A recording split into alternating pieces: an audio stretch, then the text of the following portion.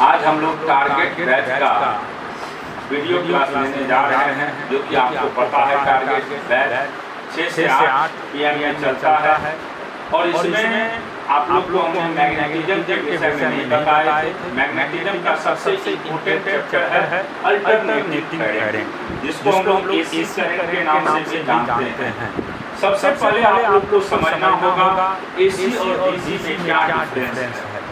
तो हम लोग सबसे पहले, जो कि अभी आप लोग पढ़ चुके हैं, करंट में DC करंट जैसे बैटरी सब होते हैं वो DC करंट होता है, और DC करंट को हम लोग कांस्टेंट करंट के नाम से भी जानते हैं। और हमने लिखे हैं यहाँ पे DC current, direct current, unique directional current. Unique का मतलब होता है जो कोई करंट एक ही डायरेक्शन में फ्लो करता है, उसी को हम लोग यूनिक डायरेक्शन करंट के नाम से जानते हैं। हमने फिर नीचे में दूसरा वर्ड भी लिखे हैं, flow only in one direction. इसका जो करंट का फ्लो होता है सिर्फ एक ही डायरेक्शन में होता है। अब हम इसमें बात करेंगे, अभी आप लोग को बताने जा रहे हैं। जैसे इसका ग्राफ के मदद से आपको समझा रहे हैं कि DC करंट क्या है। देखिए ये करंट हो गया आपका और ये टाइम हो गया। तो अगर कांस्टेंट है, मान लीजिए ये आपका कांस्टेंट करंट है, ये ग्राफ हो गया कांस्टेंट का। अगर यहाँ पे ये 6 एम्पियर I का वैल्यू मान लीजिए आपके पास 6 एम्पियर दिया हुआ है, तो ये DC करंट को रिप्रेजेंट करेगा, क्योंकि यहाँ पे 6 एम्पियर फिक्स है, ये किसी पे डिपेंडेंट नहीं है। तो आप सिंपल याद रखिएगा डायरेक्ट करंट के विषय में कि डायरेक्ट करंट का फ्लो सिर्फ एक ही डायरेक्शन में होता है। दूसरा ग्राफ हम इसका इस तरह से भी बना सकते हैं, जैसे मान लीजिए ये करंट हो गया, ये टाइम हो गया, इसका ग्राफ इस तरह से भी जा सकता है। ये हो गया आपका प्लस, ये भी प्लस, ये भी प्लस। फिर इसका अगर हम बात करते हैं करंट वर्सेस टाइम ग्राफ की, ये टाइम हो गया, इस तरह से भी इसका करंट का फ्लो हो सकता है। ये भी प्लस, ये भी प्लस, ये भी प्लस, ये भी प्लस, सभी प्लस है। अगर आप फोर्थ में देख सकते हैं, इस तरह से भी DC करंट को हम समझ सकते हैं। ये I है, ये टाइम है। अगर मान लीजिए इससे ग्राफ जा रहा है तो ये भी DC को रिप्रेजेंट करेगा, क्योंकि इसमें ये नेगेटिव है, ये भी नेगेटिव है, ये भी नेगेटिव है। तो आपको सिंपली ध्यान में ये रखना है कि DC करंट सिर्फ एक ही डायरेक्शन में करंट का फ्लो करता है। जैसे यहाँ पे कांस्टेंट है, यहाँ पे पॉजिटिव है, ये भी पॉजिटिव है और ये नेगेटिव है। ये जितने भी करंट है सभी DC को रिप्रेजेंट करता है। अब हम DC सोर्स की बात करते हैं। DC सोर्स को कैसे समझाते हैं, देखिए ध्यान से। DC सोर्स जैसे आप लोग पढ़े हुए हैं करंट में, तो ये हो गया आपका DC सोर्स। ये DC सोर्स हो गया, इसको प्लस कहते हैं, इसको माइनस कहते हैं। इसको हम किसके नाम से जानते हैं, DC सोर्स के नाम से। अब आता है बात AC यानी alternating current. Alternating current, AC alternating current, ऐसे यानी alternative current.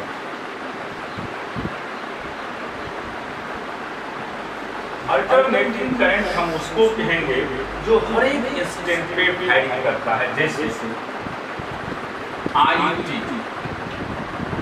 Not sin omega t।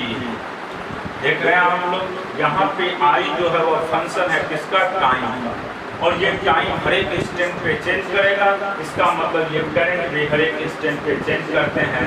इसका ग्राफ की बात करेंगे, इसका ग्राफ हमेशा इस तरह से होता है। ये हर एक इंस्टेंट पे इसका डायरेक्शन चेंज करता है। मैग्नीट्यूड, इसका मैग्नीट्यूड में भी चेंज हो भी सकता है और नहीं भी हो सकता है, लेकिन इसका डायरेक्शन हर एक इंस्टेंट पे निश्चित क्या होते हैं, चेंज होते हैं। आपको ध्यान में ये रखना है कि अल्टरनेटिंग करंट का डायरेक्शन हर एक इंस्टेंट चेंज होते हैं।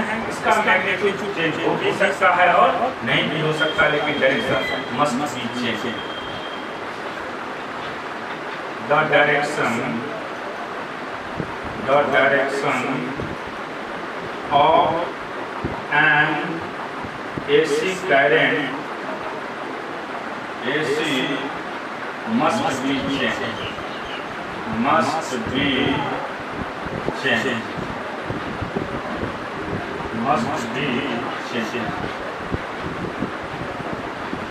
इसको हम रिप्रेजेंट जो करते हैं,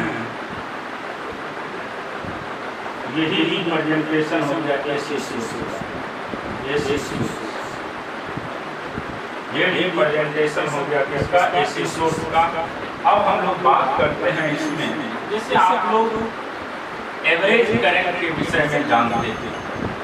एवरेज जब भी हम बात करते हैं सिंपली I एवरेज का फार्मूला होता है charge, total charge by total time. और आप जानते हैं I का वैल्यू होता है dQ/dt। तो यहाँ से dQ का वैल्यू हम लोग लिख सकते हैं I × dt। अगर हम इंटीग्रेशन करते हैं इसको, अगर इसका इंटीग्रेशन करते हैं dQ का I dt, तो यहाँ से Q का वैल्यू हो गया integration of I dt। Integration of I dt। तो इसका मतलब जब हम एवरेज करंट की बात करेंगे तो एवरेज करंट का सिंपल फार्मूला हो गया I एवरेज का सिंपल फार्मूला यहाँ से हो गया integration of I dt by dt। Integration of I dt by dt। इसमें हर एक टाइम इंटरवल के लिए इसका वैल्यू अलग अलग होता है। तो इसलिए आपको ध्यान में ये रखना है कि एवरेज जो करंट हम अल्टरनेटिव में लेते हैं I एवरेज का वैल्यू होता है integration of I dt by dt।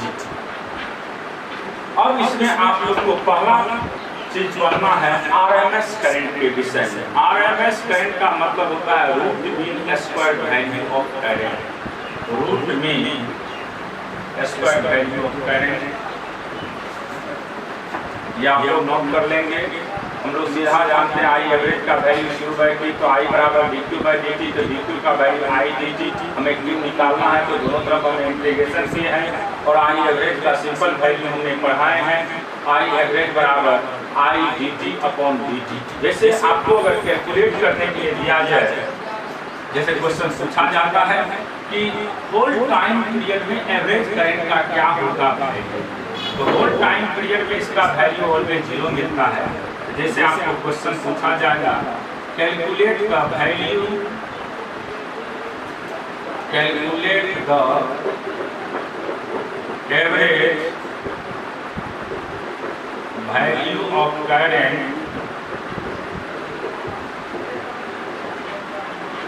In whole time period. Calculate the average value of current in whole time period I t। मान लीजिए आपके पास फंक्शन दिया है I नट भी बोल सकते हैं sin ओमेगा t। ध्यान में रखिएगा I नट को हम लोग पिक वैल्यू ऑफ करंट के नाम से भी जानते हैं। वेयर I नट को हम लोग पिक वैल्यू ऑफ करंट के नाम से जानते हैं, जिसको मैक्सिमम वैल्यू ऑफ करंट के नाम से भी जानते हैं। तो I एवरेज अगर हमें होल टाइम पीरियड में निकालना है तो ऐसे लिखेंगे 0 से t I t dt, 0 से t dt। हमने I एवरेज का वैल्यू लिखे हैं 0 से t I t dt/0 से t dt। और इसको जब कैलकुलेट करिएगा आप लोग तो इसका वैल्यू 0 मिलेगा, क्योंकि आपको पता है कि हाफ टाइम पीरियड में इसका वैल्यू पॉजिटिव होता है और अदर हाफ टाइम पीरियड में नेगेटिव होता है। इसीलिए I एवरेज का वैल्यू होल टाइम पीरियड में ऑलवेज क्या हो जाता है 0। तो ध्यान में ये रखना है कि आप लोग को कि I average value of current in whole time period always कितना दिया जाता है 0। अब इसके बाद हम लोग बात करते हैं एवरेज वैल्यू ऑफ करंट ही निकालना है हमें, लेकिन हाफ टाइम पीरियड की बात करेंगे।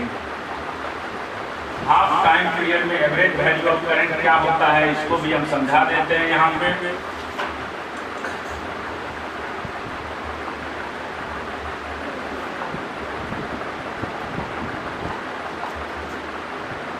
और half time period I average 0 से t/2 I T D T upon 0 से t/2 डी टी। हम पुट कर देते हैं इसका value I naught sine omega T D T 0 से t/2, इसका इंटीग्रेशन t/2। तो आई नॉट कांस्टेंट है, कांस्टेंट को बाहर निकालेंगे तो ऊपर चला जाएगा 2 I naught by T sine omega T D T 0 से t/2। अब देखिए इसका कोई डायरेक्ट इंटीग्रेशन नहीं है,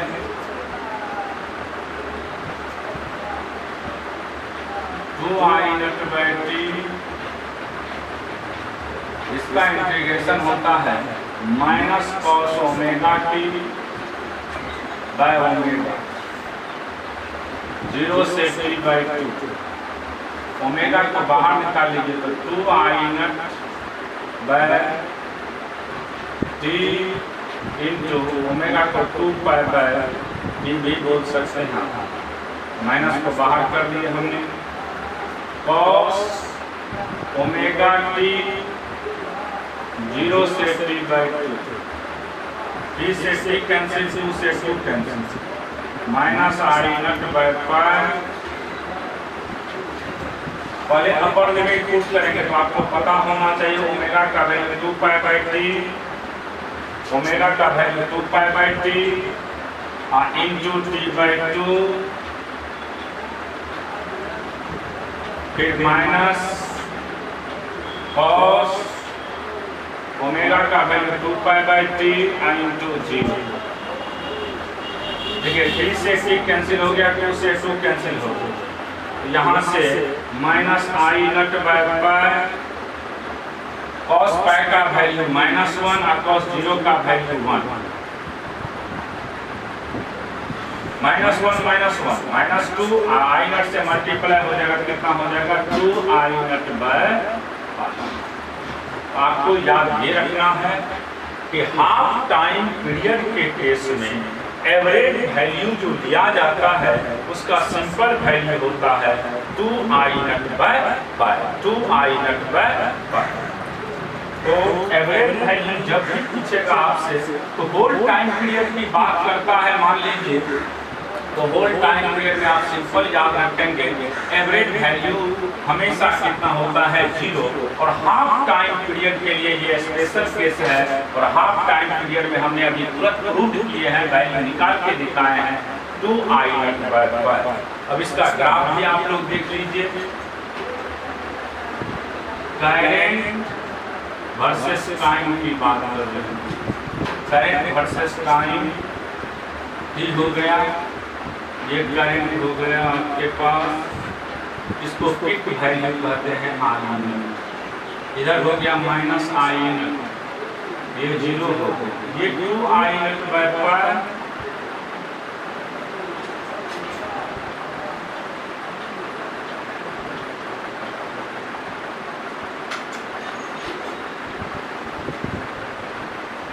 आई naught by 2 I naught upon, ये आपका ये जो आप दिख रहा है रेक्टेंगुलर टाइप का शेप, यही इसको रिप्रेजेंट करता है एवरेज वैल्यू, और ये जो आपका करंट है वह अल्टरनेटिंग करंट है, और अल्टरनेटिंग करंट का एक पार्ट है average value of current in half time period. तो आपको हाफ टाइम पीरियड में क्लियर हो गया वैल्यू, हाफ टाइम पीरियड में आप सिंपली याद रखिएगा कि एवरेज करंट का सिंपल वैल्यू होता है 2 I naught upon pi, 2 I naught by pi.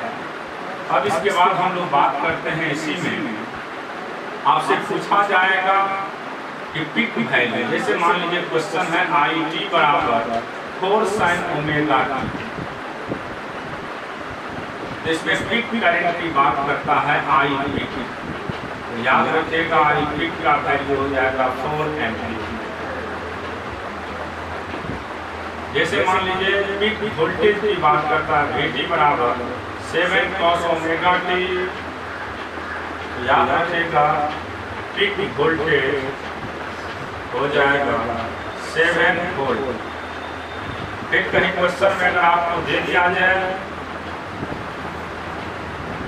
I T बराबर 7 + 3 cos ओमेगा टी, आई पीक याद रखिएगा आप लोग, इसमें 3 एम्पियर जो है वो पीक हो जाए। इसका मतलब ये हुआ कि जब भी हमें पीक की बात करेगा तो आप सिंपली याद रखिएगा वह या तो साइन के गुणक होते हैं या तो कॉस के गुणक होते हैं। जैसे यहाँ पे ये साइन का गुणक है और यहाँ पे ये कॉस का गुणक है। कभी कभी क्वेश्चन में ऐसा भी करता है कि दोनों को एक साथ दे दिया जाए। जैसे आई टी बराबर मान लीजिए आपके पास दे दिया जाएगा 3 sin omega T plus 4 cos omega T. अगर इसमें आई टी की बात करेगा तो आप सिंपल याद रखिएगा जब दोनों ट्रिगोनोमेट्रिकल फंक्शन इन्वॉल्व होते हैं तो दोनों के गुणक का स्क्वायर करके जोड़ दीजिएगा तो ये 5 एम्पियर जो है यही इसका पीक है। इतना ही रहने देते हैं।